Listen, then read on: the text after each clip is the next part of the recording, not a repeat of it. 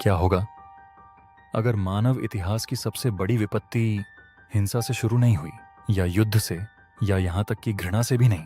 क्या होगा अगर इसकी शुरुआत हुई एक प्रश्न से, एक साधारण सा प्रश्न जिसने चुपचाप मानव मन के भीतर संदेह का बीज बो दिया?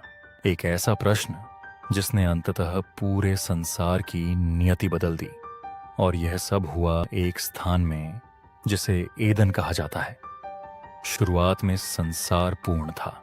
उत्पत्ति की पुस्तक के अनुसार मानवता एक ऐसे बगीचे में रहती थी जिसे स्वयं परमेश्वर ने बनाया था। न कोई मृत्यु थी, न कोई पीड़ा, न कोई भय।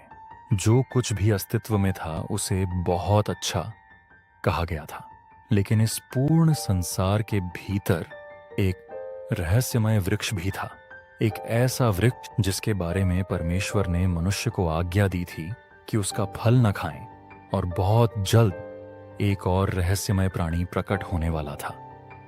उत्पत्ति हमें एक अजीब पात्र से परिचित कराती है। सर्प मैदान के सब पशुओं से अधिक चतुर था।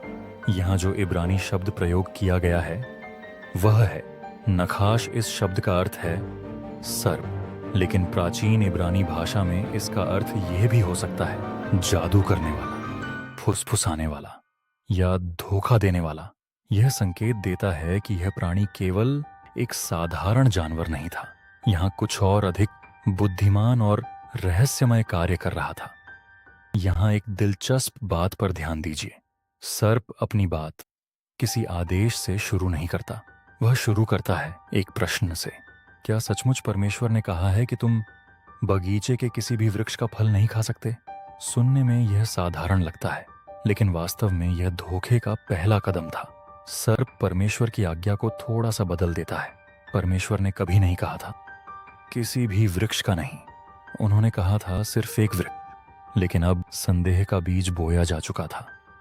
हव्वा सर्प को उत्तर देती है, हम बगीचे के वृक्षों का फल खा सकते हैं, लेकिन परमेश्वर ने कहा है कि जो वृक्ष बगीचे के बीच में है उसका फल मत खाना।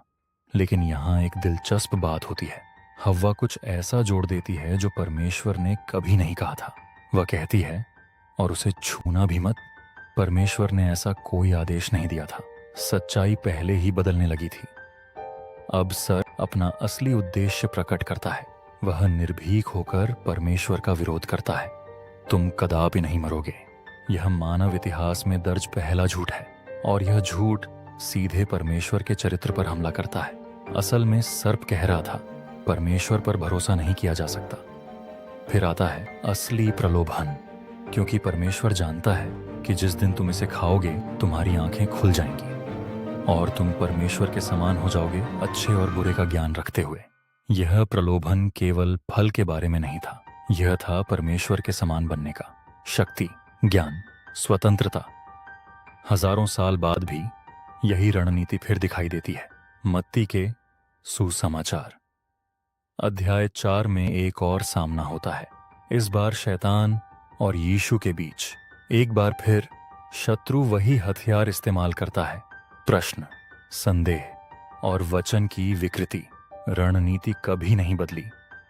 सदियों तक लोग सोचते रहे कि यह सर्प कौन था। इसका उत्तर बाइबल में बहुत बाद में मिलता है। प्रकाशित वाक्य 12:9 में लिखा है, वह बड़ा अजगर नीचे गिरा दिया गया। वही प्राचीन सर्प जो शैतान या इब्लीस कहलाता है, जो सारे संसार को भरमाता है। इसका अर्थ है कि एदन की यह कहानी सिर्फ एक सांप के बारे में नहीं थी। यह वास्तव में एक ब्रह्मांडीय विद्रोह की शुरुआत थी। अब हव्वा वृक्ष के सामने खड़ी है। सर्प के शब्द उसके मन में गूंज रहे हैं।